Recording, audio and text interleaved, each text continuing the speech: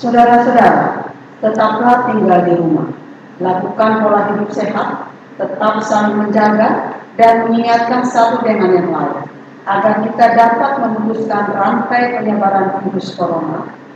Bangunlah cinta kasih yang mesra dalam kehidupan keluarga di saat kita diberi kesempatan untuk membangun mesbah ucapan syukur dan cinta kasih dalam keluarga.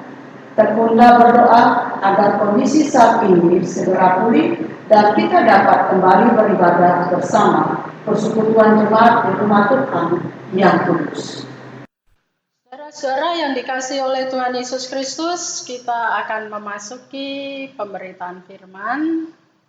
Dan sebelum kita merenungkan dan merefleksikan firman Tuhan, kita bersaat teduh dalam doa. Mari kita berdoa. Tuhan yang setia, Engkau senantiasa menaungi kami dengan kasih-Mu, yang selalu membimbing dan menuntun kami untuk menjalani hidup ini. Kami sadar bahwa kami membutuhkan firman-Mu, karena firman-Mu menguatkan kami, firman-Mu membimbing kami dan menopang kehidupan kami. Karena itu Tuhan, kami mohon hikmat Tuhan menuntun kami, agar firman Tuhan dapat kami mengerti dan kami pahami di dalam kehidupan kami. Bersabdalah ya Tuhan, anak-anak-Mu sedia mendengarkan firman-Mu. Amin. Saudara-saudara yang dikasihi oleh Tuhan Yesus Kristus, pembacaan firman Tuhan pada hari ini terambil dari 1 Korintus pasal 4 ayat 6 sampai 13. Marilah kita berdiri untuk membaca firman Tuhan. Haleluya.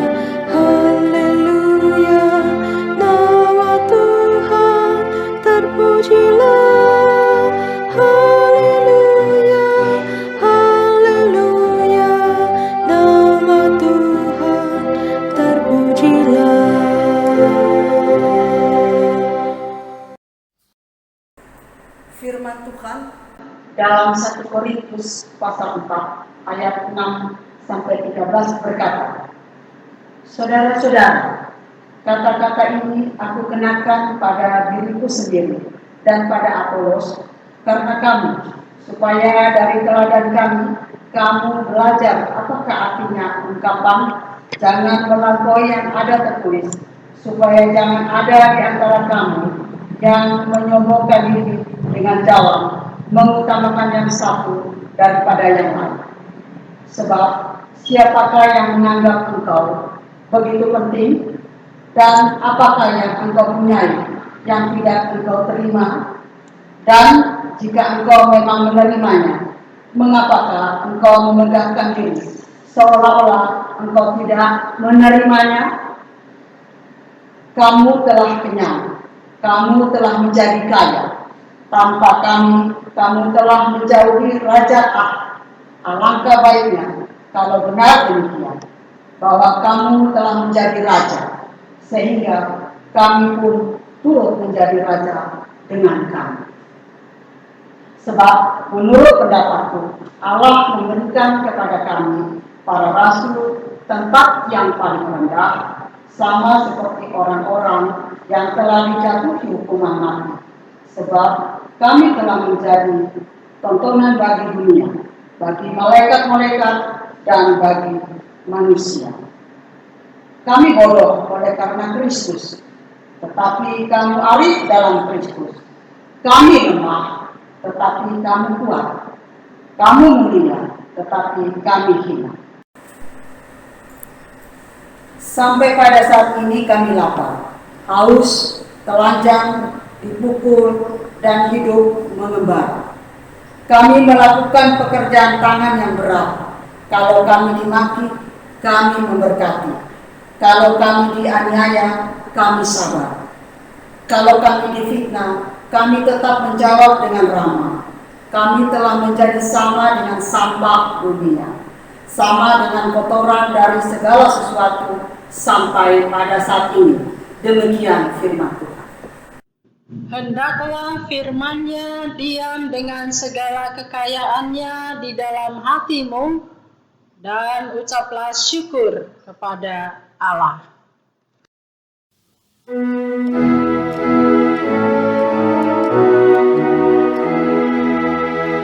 Kepadamu puji-pujian, wadah syukur dan segala kemuliaan, ya Bapa, Putra, Roh Kudus, sampai kekal abadi.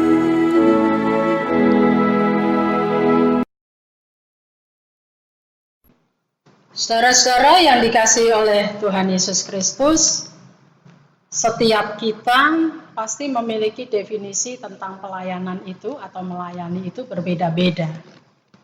Secara umum orang memahami melayani selalu berkaitan dengan jasa.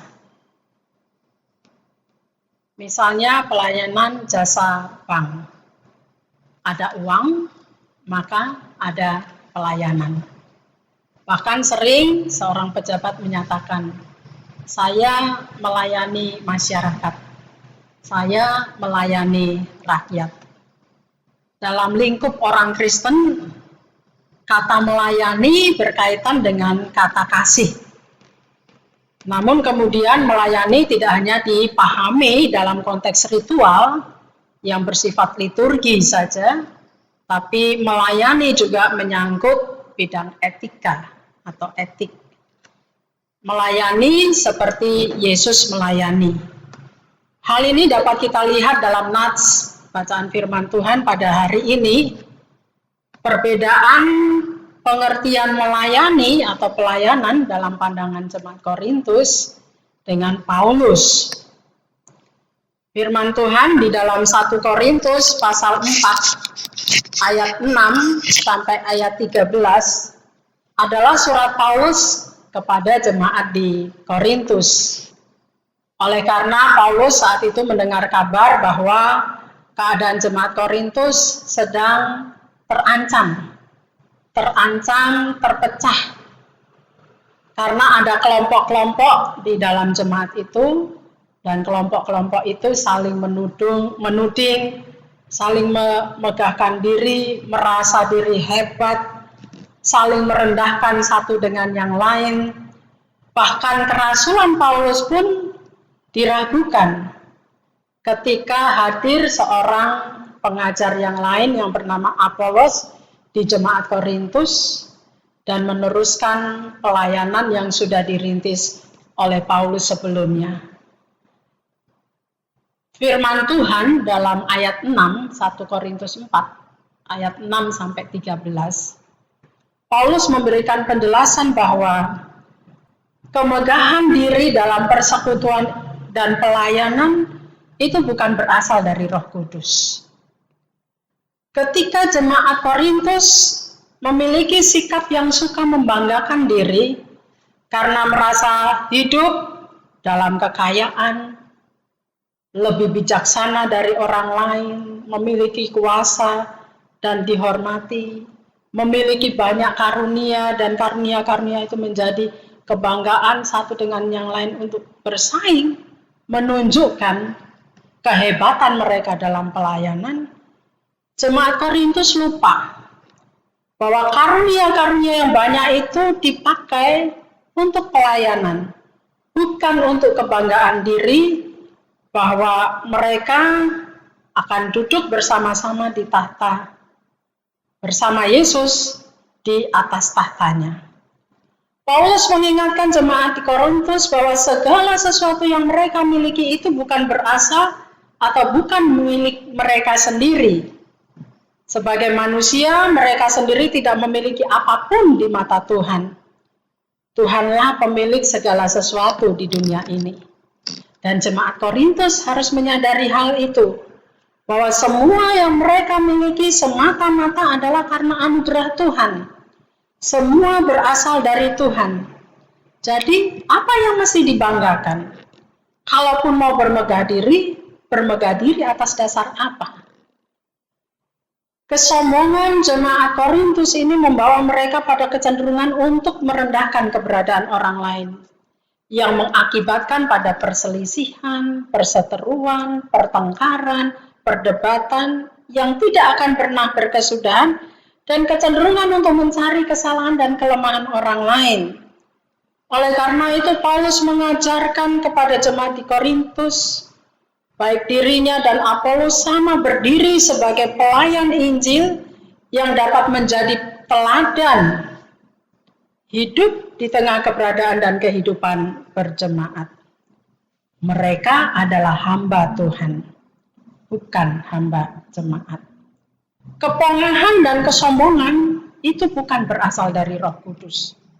Dan pada ayat 7, pertanyaan mendasar disampaikan oleh Paulus kepada jemaat di Korintus. Sebab siapakah yang menganggap engkau penting? Begitu penting. Dan tentu jawabannya engkau tidak berbeda dari yang lain. Apakah yang engkau punyai dan yang engkau tidak terima? Tidak ada satupun. Jadi bagaimana mungkin mereka berani menghakimi para pengajar yang melaluinya mereka memperoleh karunia-karunia yang baik dari Allah? Jika engkau memang menerimanya, mengapakah engkau memegahkan diri seolah engkau tidak menerimanya? Saudara-saudara, kekayaan karunia dari Allah itu yang seharusnya membuat jemaat Korintus menjadi lebih rendah hati dan bukan menjadi sombong. Dari pandangan jemaat Korintus, Paulus memberikan contoh bagi dirinya, bagi jemaat Korintus dengan melihat kehidupannya.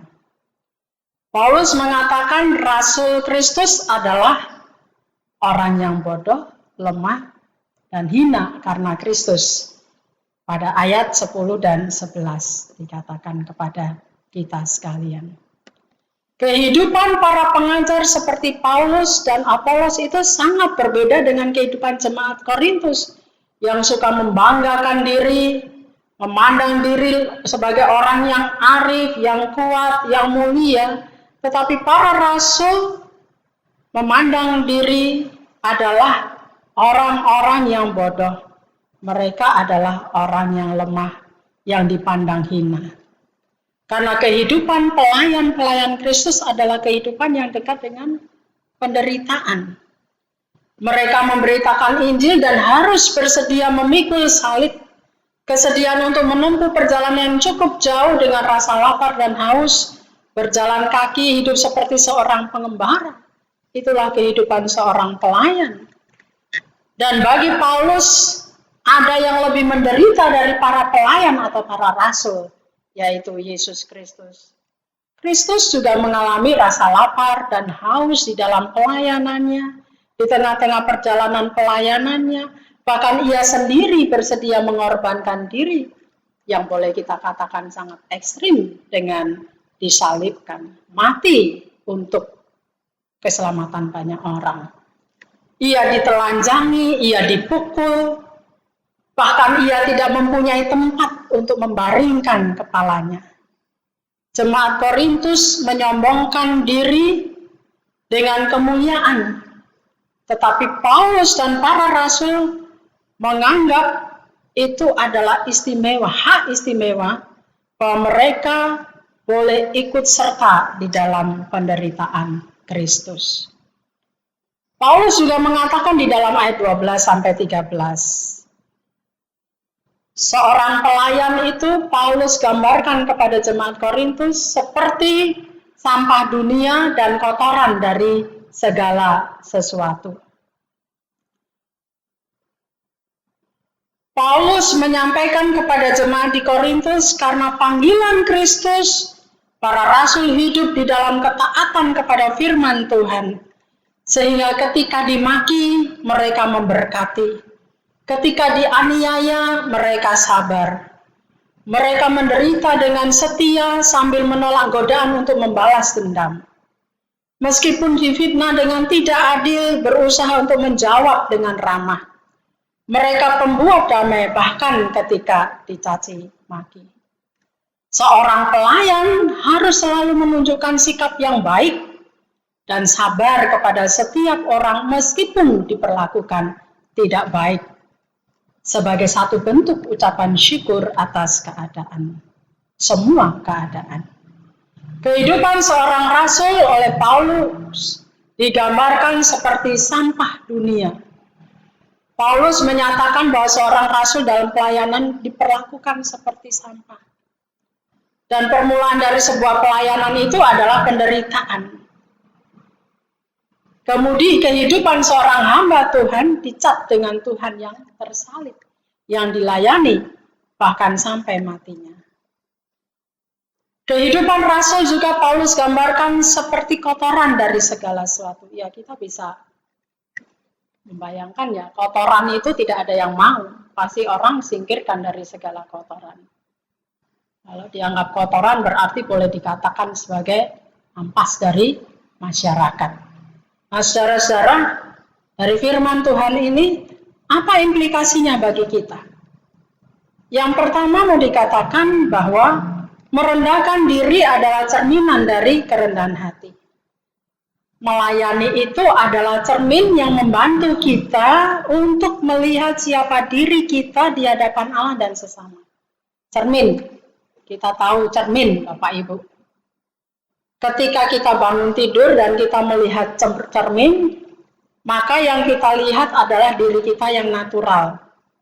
Apa adanya, mungkin rambut yang berantakan, wajah yang tampak kusut ataupun berminyak, dan sebagainya. Semua dalam diri kita terlihat natural. Sebagai ciptaan Allah yang cantik, yang ganteng, yang cakep, apa adanya. Cermin itu tidak pernah menipu diri kita. Cermin menyatakan eksistensi dan keberadaan kita dengan sebenarnya. Cermin menolong kita untuk memperbaiki diri kita. Memperbaiki diri. Contohnya, ketika kita melihat rambut kita berantakan, secara otomatis akan mendorong kita untuk kita mengambil sisir dan merapikan rambut kita. Melalui cermin, kita ditolong untuk hadir sebagai pribadi yang lebih baik dan terus berbenah diri. Pribadi yang senantiasa belajar untuk terus berbenah diri dan untuk merendahkan diri di hadapan Allah dan sesama, menjadi pribadi yang rendah hati. Kerendahan hati itu tampak melalui sikap dan perilaku yang jauh dari keangkuhan dan kesombongan. Melihat segala sesuatu yang ada pada diri bagi sesama. Dan kerendahan hati itu yang menolong kita untuk belajar menjadi hamba. Seperti yang disampaikan di dalam Lukas pasal 17 ayat 10 bagian B yang mengatakan demikian. Kami adalah hamba-hamba yang tidak berguna. Kami hanya melakukan apa yang kami harus lakukan. Kata hamba di dalam ayat firman Tuhan ini menolong kita untuk melihat diri. Seorang hamba yang tahu tugas dan tanggung jawabnya dalam melayani tuannya, menyadari bahwa tuannya tidak akan berterima kasih kepadanya sebab ia melakukan apa yang wajib dilakukannya sebagai hamba. Demikian juga seharusnya yang dimiliki oleh seorang pelayan. Ketika ia melayani dalam kesetiaan dan ketaatan, ia tidak perlu menuntut untuk orang lain menyatakan terima kasih, untuk menunggu pujian atau menuntut pujian dari orang yang dilayani, karena ia sadar bahwa dirinya adalah seorang hamba. Teladan kehambaan dalam pelayanan terdapat dalam pribadi Yesus yang datang bukan untuk dilayani, tetapi untuk melayani. Dalam pelayanan, saudara-saudara, manusia menemukan dirinya untuk memberikan diri dan mengorbankan diri yang terbaik bagi sesama. Dalam pelayanan, kita diajar untuk rendah hati dan menjadi kuat di dalam Tuhan. Untuk melakukan hal-hal ini, Paulus menyampaikan kepada kita, melayani merupakan suatu dorongan yang kuat untuk melakukan sesuatu yang natural. Kenapa? Karena segala sesuatu adalah karena kasih karunia Tuhan. Efesus pasal 2 ayat 10, ayat 8 sampai ayat yang ke-10 mengatakan kepada kita sekalian. Sebab karena kasih karunia kamu diselamatkan oleh iman. Itu bukan hasil usahamu tetapi pemberian Allah. Itu bukan hasil pekerjaanmu, jangan ada orang yang memegahkan diri. Karena kita ini buatan Allah, diciptakan dalam Kristus Yesus untuk melakukan pekerjaan baik yang dipersiapkan Allah sebelumnya. Ia mau supaya kita hidup di dalamnya. Saudara-saudara, keselamatan yang kita peroleh itu karena kasih karunia Tuhan melalui iman, bukan usaha, hasil usaha manusia. Itu pemberian Allah. Iman itu adalah anugerah kasih karunia Allah. Oleh karena itu, menonjolkan diri dan membanggakan diri dalam keberhasilan yang sudah dicapai di dalam pelayanan sebagai wujud usaha dan kekuatan diri itu sebuah pandangan yang keliru. Kasih karunia yang diberikan Allah itu memampukan kita untuk melayani sesama. Jadi jangan pernah berpikir bahwa keberhasilan dan pelayanan yang kita lakukan itu karena jasa kita, karena perbuatan baik kita, karena usaha kita. Sebab keselamatan tidak diperoleh dari jasa-jasa dan perbuatan baik ataupun usaha kita, tetapi karena kasih karunia Allah. Jadi apa yang dapat kita megahkan dalam diri kita? Tidak ada yang dapat kita megahkan atau banggakan di dalam diri kita. Tugas kita adalah menerima kasih karunia Allah itu dalam ucapan syukur melalui pelayanan kita. Melayani itu tidak berorientasi pada diri sendiri atau self-oriented. Supaya dipandang berjasa, mencari popularitas diri, mencari keuntungan dalam pelayanan. Melainkan pelayanan itu other-oriented, berorientasi kepada orang lain, memikirkan kesejahteraan orang lain, dan bermuara pada sikap hidup yang bermegah di dalam Tuhan. Itu yang ketiga. Bahkan Paulus mengatakan di dalam pasal 1 ayat 31. Karena itu seperti ada tertulis, barang siapa bermegah, hendaklah ia bermegah di dalam Tuhan. Hidup orang percaya adalah hidup bermegah di dalam Tuhan. Allah telah melakukan segala sesuatunya untuk kita dan ia memanggil serta memilih kita. Ia adalah sumber kehidupan yang memberikan bagi kita berbagai karunia untuk kita mampu melakukan pelayanan. Kasih karunia Allah itu meniadakan semua kebanggaan diri manusia, dan terang salib Kristus itu mengingatkan kita pada kesadaran bahwa tidak ada yang dapat dimegahkan dalam diri kita selain kemegahan di dalam Tuhan. Melayani adalah bentuk kita. Melayani itu membentuk kita untuk memiliki karakter seorang hamba yang hidup bermegah dalam kasih karunia Tuhan. Mengakhiri khotbah ini ada sebuah kata motivasi yang ditulis oleh seorang teman pelayan sebagai satu bentuk refleksi. Dikatakan demikian. Melayani Tuhan tidak ditentukan oleh seberapa besar engkau berhasil, tetapi seberapa besar engkau tetap setia dan konsisten di tempat di mana Allah menempatkan engkau, sekalipun tempat itu merupakan tempat yang sangat kering dan gersang dan tidak mampu menghasilkan apa-apa. Namun, Allah akan tersenyum saat mendapati engkau tetap ada di sana dan sedang mengerjakan serta mengolah tanah yang kering itu. Kiranya firman Tuhan ini menguatkan kita. Tuhan memberkati. Amin.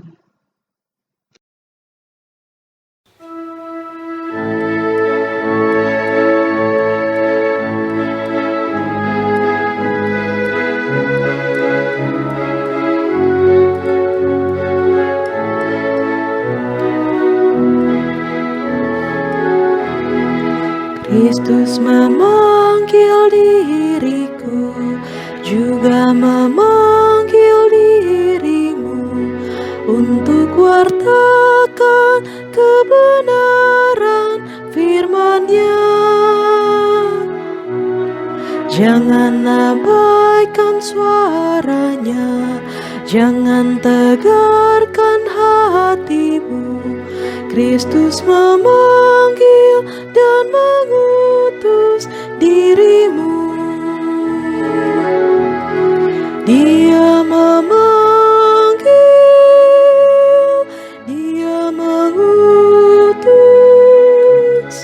Dia membimbing dan beserta selamanya.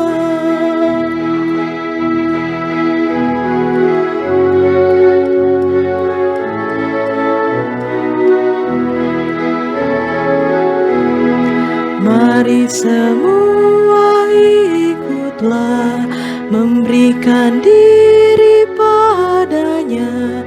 Jadilah alat dalam tangan Tuhanmu. Pergi ke seluruh dunia, nyatakan kasih Tuhanmu, supaya dunia pun percaya padanya. Dia memanggil, Dia mengutus, Dia membimbing dan beserta selamanya.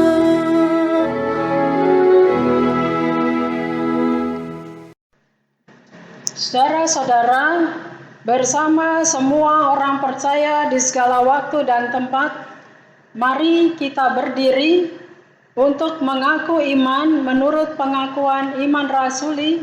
Hendaklah masing-masing orang dengan hati dan mulut berkata, "Aku percaya kepada Allah Bapa yang Maha Kuasa, Khalik langit dan bumi, dan kepada Yesus Kristus anaknya yang tunggal Tuhan kita, yang dikandung daripada Roh Kudus, lahir dari anak darah Maria, yang menderita di bawah pemerintahan Pontius Pilatus, disalibkan, mati dan dikuburkan, turun ke dalam kerajaan maut.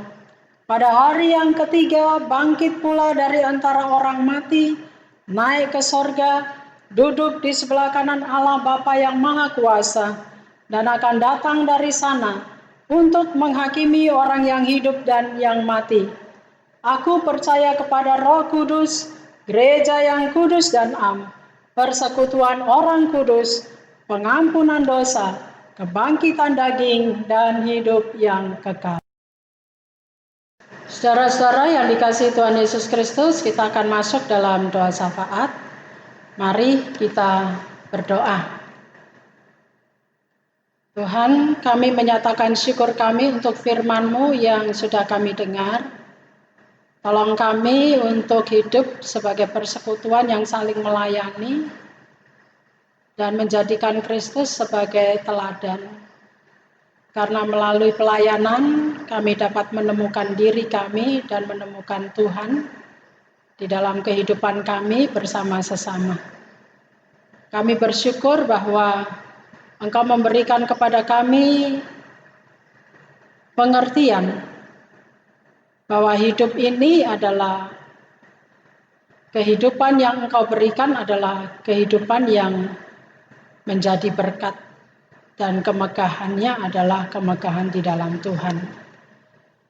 Saat ini kami berdoa untuk kehidupan berbangsa negara kami. Tolong kami Tuhan sebagai bangsa negara, untuk Tuhan memberkati para pimpinan bangsa kami, supaya mereka dapat memimpin bangsa ini dengan bijaksana. Berilah mereka hikmat, supaya mereka dapat mengambil keputusan-keputusan yang terbaik di tengah-tengah tugas tanggung jawabnya sebagai pimpinan negara, dan memikirkan kesejahteraan masyarakat. Tolonglah mereka Tuhan, dengan segala persoalan-persoalan dalam kehidupan berbangsa negara kami. Mereka dimampukan oleh Tuhan untuk mengemban tugas dan tanggung jawab yang sudah Tuhan percayakan kepada mereka. Dalam kehidupan bergereja, Tuhan memberkati gereja-gereja Tuhan yang ada di negara ini untuk bersatu padu sebagai tubuh Kristus, membangun masyarakat damai sejahtera, menciptakan kerukunan, menciptakan kehidupan toleransi yang saling menghargai dan saling menghormati tengah-tengah kehidupan bermasyarakat. Dan biarlah Tuhan, gereja Tuhan khususnya kami GPIB mampu memberikan kontribusi-kontribusi terbaik dalam kehidupan bermasyarakat. Tuhan tolong kami juga sebagai jemaat Tuhan, GPIB menabur kasih. Tuhan mampukan kami, anak-anak Tuhan, untuk senantiasa menjadi alat berkat Tuhan di tengah-tengah kehidupan kami. Kuatkan hati kami dalam pergumulan saat ini. Beri kepada kami pengendalian dan penguasaan diri dalam setiap pengambilan keputusan. Mampukan kami Tuhan untuk selalu mengandalkan Engkau di tengah-tengah kelemahan dan keterbatasan kami, sehingga kami tetap memiliki pengharapan dan semangat dalam menjalani hidup ini. Ketika kami bergumul untuk kondisi ekonomi keluarga kami, Tuhan, tolong kami agar mata iman kami selalu berharap kepadamu, karena ketika kami belajar untuk mensyukuri apa yang menjadi kehidupan kami, maka Tuhan akan memberkati kami. Kami yang bergumul untuk kehidupan keluarga kami, dalam relasi anggota keluarga satu dengan yang lain, saudara bersaudara, suami istri, orang tua anak, Tuhan memberkati kami dan menolong kami, agar kami dimampukan untuk saling terbuka dan membangun cinta kasih di dalam kehidupan keluarga kami, sehingga cinta kasih Tuhan memancar di tengah-tengah kehidupan rumah tangga kami, dan kami menjadi berkat dalam kehidupan bermasyarakat untuk mewujudkan cinta kasih Allah kepada setiap orang. Kami juga berdoa untuk saudara-saudara kami yang bertambah usia, kelahiran maupun perkawinan pada minggu ini. Tuhan memberkati mereka dengan bertambah usia, menolong mereka untuk memahami diri dan melihat diri sebagai ciptaan Allah yang diberi waktu untuk mengisi waktu-waktunya dengan bermanfaat bagi sesama. Karena itu kami serahkan akan saudara-saudara kami ini sepenuhnya ke dalam tangan-Mu. Kami juga berdoa kiranya Engkau memberkati kami semua yang memiliki pengharapan di masa yang akan datang. Dengan segala rencana-rencana yang kami miliki, Tuhan, mari Engkau bersama-sama dengan kami dalam setiap langkah kaki kami, ketika kami melaksanakan tugas tanggung jawab kami untuk membangun kehidupan masa depan bersama-sama dengan Tuhan. Kami yakin dan percaya kasih sayang Tuhan menaungi kami. Ini doa kami, biarlah jadi menurut kehendak-Mu, bukan kehendak kami. Ya Tuhan, dalam pengasihan-Mu kami mohon. Peliharalah kami dalam Yesus Kristus Tuhan kami, yang telah mengajar kami berdoa. Bapa kami yang di sorga, dikuduskanlah nama-Mu, datanglah kerajaan-Mu, jadilah kehendak-Mu di bumi seperti di sorga. Berilah kami pada hari ini makanan kami yang secukupnya, dan ampunilah kami akan kesalahan kami, seperti kami juga mengampuni orang yang bersalah kepada kami. Dan janganlah membawa kami ke dalam pencobaan, tetapi lepaskanlah kami daripada yang jahat.